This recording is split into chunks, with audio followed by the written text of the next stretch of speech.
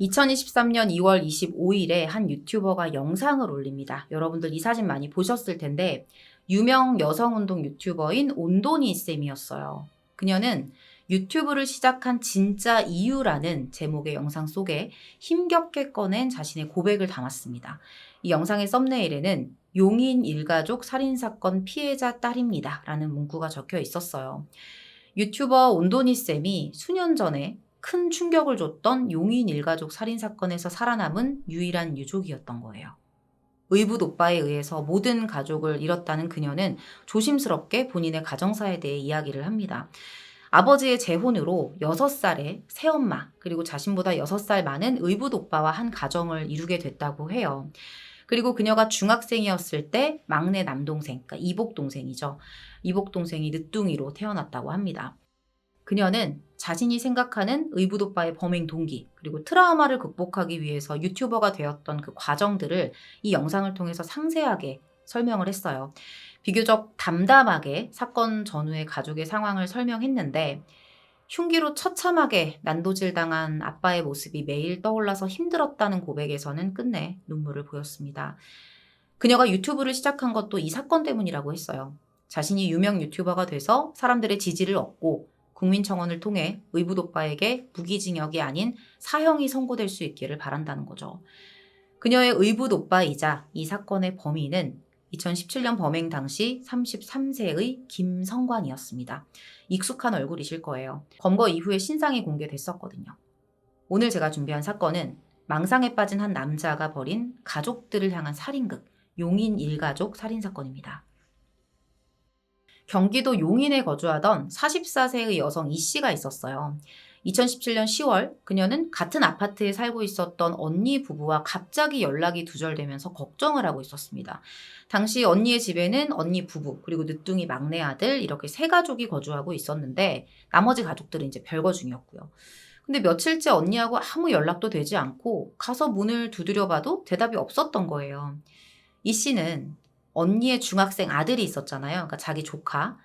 이 조카의 학교에까지 연락을 해봅니다. 근데 여기서도 문제가 생겨요. 조카가 이미 며칠째 무단결석 중이었고 이 학교 측에서도 연락을 해봤지만 계속해서 연락이 되지 않는 상황이었던 거예요. 결국 이 씨는 이제 112에 신고를 하게 됩니다. 자, 그리고 비슷한 시기에 이 세 가족의 행방에 대해서 의문을 품고 있는 또 다른 사람이 있었습니다. 이 가족의 집 바로 아래층에 거주하고 있었던 사람이었는데 평소에 층간소음 문제 때문에 몇 번 올라가서 뭐 이렇게 저렇게 이야기를 한 적이 있었대요. 그때마다 이제 중학생 아들 혼자 집을 지키고 있었거든요. 이 부부가 호프집을 운영해서 늦게 왔거든요. 근데 언제부턴가 이 아래층 주민이 평소와 다르다는 걸 느낀 거예요. 층간소음이 뚝 끊겼던 거죠. 되게 조용해진 거예요. 늘 들리던 소음이 안 들리니까 오히려 이 사람이 이상하다는 생각을 하게 됐던 겁니다. 자, 다시 시점을 돌려볼게요. 실종 신고를 한 동생 이 씨가 10월 25일 저녁에 구급대, 경찰들과 함께 언니의 집 앞에 도착을 합니다. 여전히 이 집안에서는 아무 반응이나 기척이 없었어요. 결국에는 강제 진입을 시도해요. 이제 윗집에 양해를 구하고 윗집의 베란다에서 로프를 타고 집 안으로 진입을 시도했던 거죠. 집 내부는 깨끗했습니다. 여느 집과 다름이 없었어요. 정리도 잘 되어 있었고 그냥 가족이 잠깐 외출했다는 그런 느낌이 드는 집안이었는데 집안 곳곳을 수색해봐도 별다른 특이점이 발견되지 않는 상황이었어요. 경찰과 119 구급대원이 이제 마지막으로 안방문을 열어봐요. 그리고 여기서 수상한 광경을 보게 됩니다. 잘 정리되어 있었던 방과 거실과는 다르게 이 베란다에만 이불이 몇 개씩 쌓여 있었던 거예요. 현장에 출동했던 구급대원이 이 쌓여있는 이불을 보고 뭔가 좀 이상하다는 느낌이 들어서 가까이 가봅니다. 그러니까 안방 안에 있었던 베란다예요. 근데 베란다에 이불이 쌓여있는 게 이상하잖아요. 그래서 가까이 가봤어요. 근데 이 이불 더미 밑으로 빠져나와 있는 사람의 발을 발견합니다. 그리고 이불을 들춰봐요.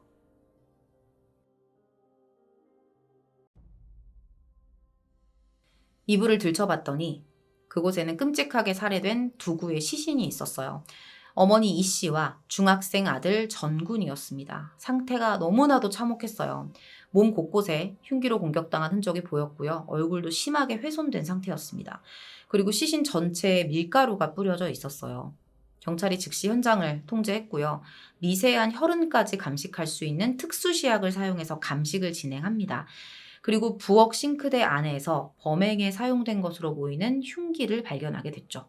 아주 깨끗하게 닦여 있었어요. 경찰이 아파트 곳곳에 설치된 CCTV도 분석을 했는데요. 다행히도 이 아파트의 특성상 CCTV 자료가 많이 남아 있었습니다. 덕분에 빠르게 용의자를 특정할 수 있었죠. 시신 발견 4일 전인 10월 21일 CCTV에 이 집으로 들어가는 괴한의 모습이 찍혀 있었어요. 다른 사람도 아니었고요. 이 집의 장남이었습니다. 33세의 김성관. 21일 정오경 김성관은 부모님이 살던 아파트로 들어서요. 가족들은 이미 이른 아침에 외출을 한 상태였습니다. 집에는 아무도 없었어요. 자, 김성관이 집에 들어가고 약 2시간 뒤에 어머니 이 씨와 전군이 집으로 돌아와요. 그동안 김성관은 그 집안에 있었죠. 그리고 오후 5시경에는 김성관 홀로 아파트를 나서는 모습이 찍혔습니다. 그 이후로는 시신이 발견될 때까지 이 집에 들어오고 나간 사람은 아무도 없었어요. 이 집의 아버지의 행방도 밝혀지지 않고 있었고요. 경찰은 이 김성관이 차량을 타고 아파트를 빠져나간 것을 확인했고요. 이 차량을 조회합니다.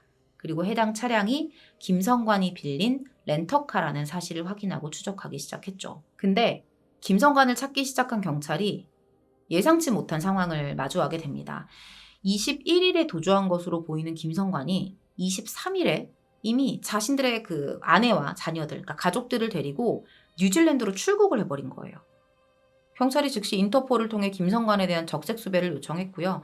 출국 이전까지의 김성관의 행적을 추적합니다. 그리고 통화 내역을 조회하면서 김성관이 아파트를 나선 직후에 걸었던 통화 기록에 주목을 하게 됐죠. 그가 전화를 걸었던 곳은 강원도 횡성에 위치한 어느 콘도였어요. 콘도의 프런트로 전화를 겁니다. 근데 여기서 한 객실에 연결해달라고 직원에게 요청을 했죠. 그 객실에는 김성관의 아내와 어린 2딸이 투숙하고 있었어요. 잠시 뒤에 이제 통화가 연결이 됐는데 그때 김성관이 아내에게 했던 말이 충격적이었습니다. 2마리 죽이고 1마리 남았어.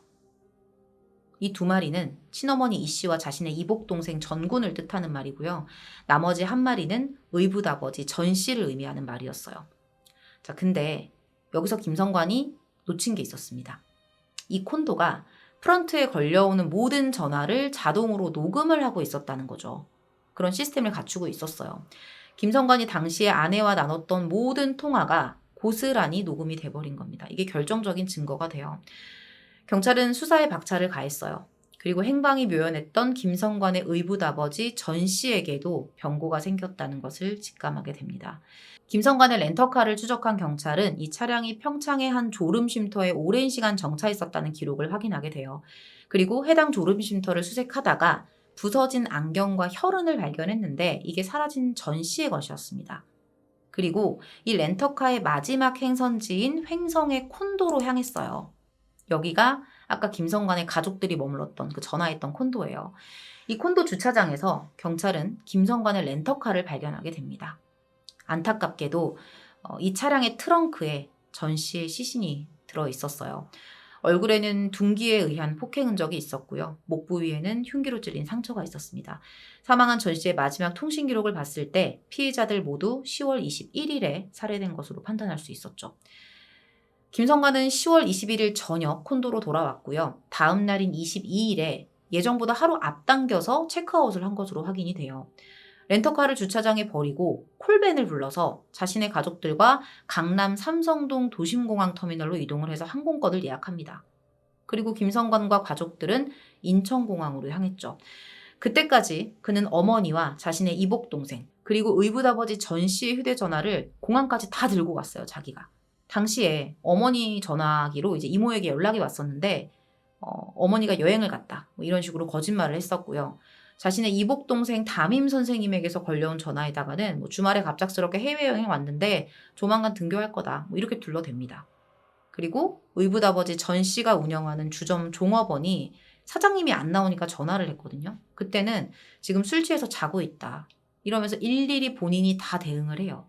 그렇게 김성관은 사건 발생일인 10월 21일부터 출국일인 23일까지 시간을 벌게 된 겁니다. 뿐만 아니라 범행 직후에는 어머니 계좌에서 1억 2천을 빼내요. 수차례에 걸쳐서. 이 중에 7,700여만 원은 10만 뉴질랜드 달러로 환전해서 이제 가지고 갑니다. 애초부터 이제 해외로 달아날 계획을 가지고 있었던 걸로 보이죠. 자신의 흔적을 남기는데 거리낌이 없어 보입니다. 그렇게 뉴질랜드 오클랜드로 향해요. 가족들을 데리고. 그리고 도착한 즉시 집과 차량을 구입했고요. 호화 생활을 시작합니다. 집을 구입한 건 아니고요. 이제 월세가 400만 원 정도 되는 되게 비싼 주택을 임대를 했어요. 거기에 벤츠 SUV를 구매합니다. 가족 셋을 죽이고 여기까지 날라와서 이러고 있는 거예요. 당시에 가구하고 집기를 구입하는 데만 2만 달러를 넘게 썼다고 해요. 당시에 김성관을 목격했던 교민들에 따르면 배낭 가득 뉴질랜드 달러를 담고 다녔고 오자마자 돈을 물 쓰듯이 썼다고 합니다. 사람 셋, 그것도 가족을 죽이고 여기서 새 삶을 시작하려고 했던 것 같은데 얼마 뒤에 이제 교민 사회에서도 한국에서 벌어진 이 사건에 대한 뉴스가 막 퍼지기 시작해요. 일가족을 살해한 범인이 뉴질랜드로 도주했다. 이런 기사들이 나오기 시작한 거죠.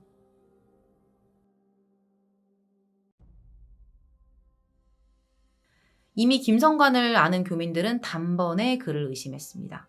출입국 날짜, 나이대, 가족과 함께 이민 온 정황 이런 것들이 눈에 띄었던 거죠. 그리고 행동도 좀 노멀하지가 않았잖아요. 막 돈을 물 쓰듯이 쓰고 다니고 배낭에 돈을 막 넣고 다니고 이런 것들.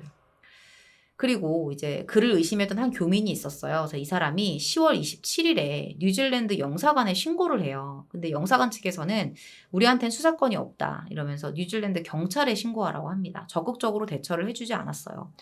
자, 직접 신고자가 나서요. 교민 인터넷에서 용인 동부경찰서 전화번호를 찾아서 직접 신고를 했던 거예요. 이후에 이제 우리 쪽에서 김성관에 대한 공조수사를 뉴질랜드 경찰에 요청하게 된 거고요. 그렇게 공조수사를 요청받은 현지 경찰은 29일 김성관을 체포합니다. 출국 5일 만에 잡혔어요. 그 사이에 참 많은 걸 했죠. 집 구하고 차 사고 작정이라도 한 것처럼 물 쓰듯이 돈을 쓰고 다니고 일주일도 안 지났는데 사람들 눈에 띄고 기억이 될 정도였던 거예요. 자, 그러면 뉴질랜드 경찰은 김성관을 무슨 명목으로 체포했던 걸까요? 2015년에 김성관이 뉴질랜드에서 절도를 했던 적이 있었어요. 과거에 여기서 어학연수를 받고 뉴질랜드 국적의 여성과 결혼을 하면서 영주권까지 취득을 했었는데요. 이혼을 하고 한국으로 돌아왔거든요. 이후에도 뉴질랜드를 종종 드나들었는데 그 과정에서 약 316만 원 상당의 가전제품을 훔치고 국내로 도주했던 적이 있었던 거예요. 그래서 도주 우려가 있으니 구속해달라. 이런 한국 정부의 요청을 받은 뉴질랜드 경찰이 그때 그 절도 혐의를 구실로 김성관을 체포했던 겁니다. 그렇게 45일 기한의 구속영장이 발부되면서 이렇게 김성관의 신병을 확보할 수 있게 된 거예요. 이렇게 김성관이 체포되고 3일 뒤에 아내 정 씨는 두 딸을 데리고 자진 귀국해서 경찰에 체포가 돼요. 정 씨거든요. 정 씨는 남편의 범행을 몰랐다면서 범행 공모 혐의를 부인해요. 나 같이 한 거 아니다. 그리고 검찰 송치 과정에서 돌발 행동을 보이는데 기자들이 심경을 물어봤을 거 아니에요. 근데 여기서 대답을 안 하고 이렇게 자필 메모를 써서 보여주는 거예요. 내용은 이렇습니다. 저 돈 때문이 아닙니다. 저는 제 딸들을 살리고 싶었습니다. 저희 딸들을 납치하고 해야 한다는데 어느 부모가 화 안 납니까? 죽이자고 계획한 거 아닙니다. 저는 남편한테 3년 동안 속고 살았습니다. 모든 게 거짓이었습니다. 저는 억울합니다. 기자님, 변호사님, 제발 도와주세요. 이런 쪽지를 보여준 거죠. 일단은 중요한 건 범행 공모 혐의는 부인하고 있는 거예요. 그러면서 나도 남편한테 속았다, 피해자다라고 주장을 하는 거죠. 근데 입국 당시에 그녀가 소지하고 있었던 태블릿 PC가 있었어요. 근데 이 PC를 살펴봤더니 여기에 심상치 않은 흔적들이 고스란히 남아 있었습니다. 사건 발생 전에 태블릿 PC를 통해 살인과 관련된 여러 가지 키워드를 검색했던 기록이 발견된 거예요. 게다가 아내 정 씨가 범행 방법에 대해서 구체적으로 의견을 냈다는 사실까지 밝혀져요. 범행 전에 김성관이 물어봐요. 흉기로 할까, 목을 조를까? 이런 질문을 정 씨한테 했거든요. 그때 정 씨가 이렇게 대답을 합니다. 수건에 약을 묻혀서 코를 막는 방법도 있어. 이런 기록들이 다 확인이 된 거예요. 이거 뭐냐? 경찰이 들이밀었겠죠, 이 부분들을. 자, 여기서 정 씨가 말을 바꿔요. 남편으로부터 가족들을 죽이겠다는 말을 자주 들었지만 실제로 실행에 옮길 줄은 몰랐다는 거예요. 이렇게 구체적으로 어떻게 죽일까를 물어보는데 이걸 실행에 옮길 줄 몰랐다는 게 말이 되나요? 그리고 이미 김성관으로부터 살해 사실을 통보받은 통화 내용까지 있잖아요. 이 마당에 이런 말들이 설득력이 있을 리가 없죠. 결국 그녀는 남편의 범행을 사전에 알고 있었다고 자백을 합니다.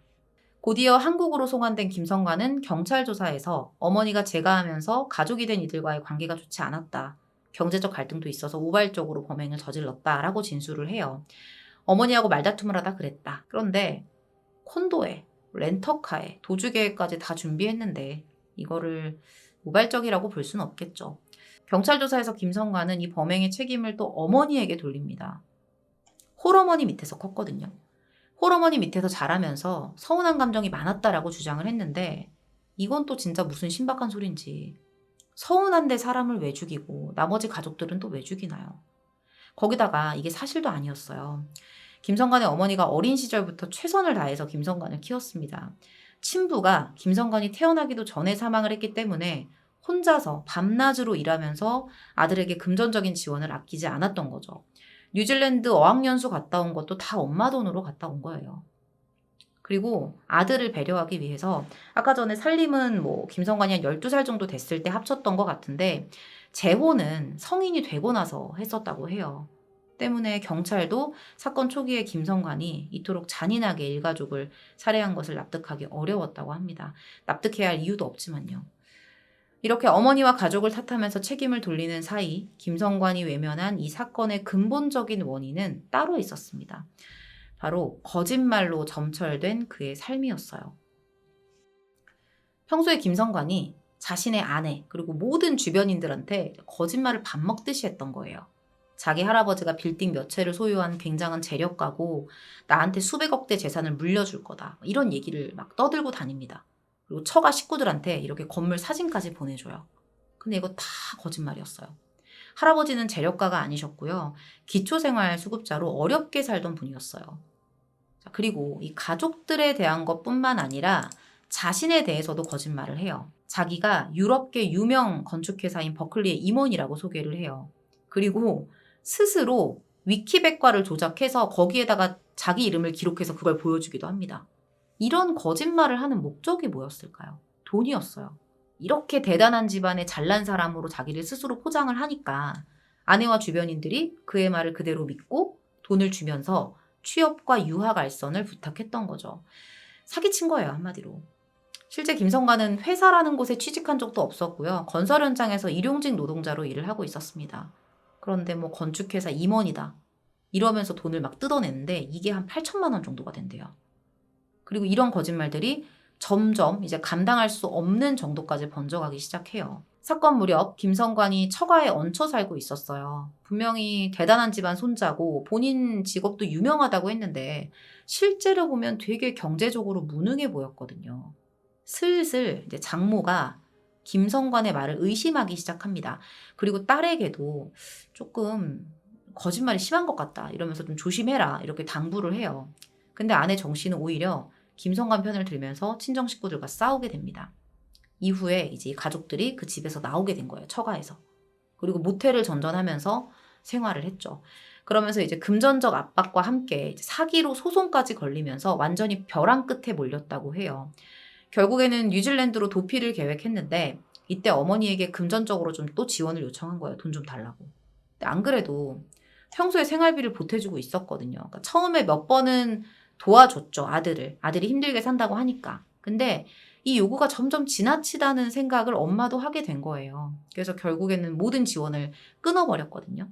그러자 김성관이 이상한 말을 하고 다니기 시작해요. 할아버지가 재산이 많아서 나한테 주려고 했는데 그걸 중간에서 어머니가 가로챘다. 막고 있다. 이러면서 엄마 욕을 하고 다니는 거예요. 있지도 않은 이야기로. 이렇게 어머니를 향한 병적인 피해망상과 돈에 대한 집착이 결국 범행으로 이어지게 된 겁니다.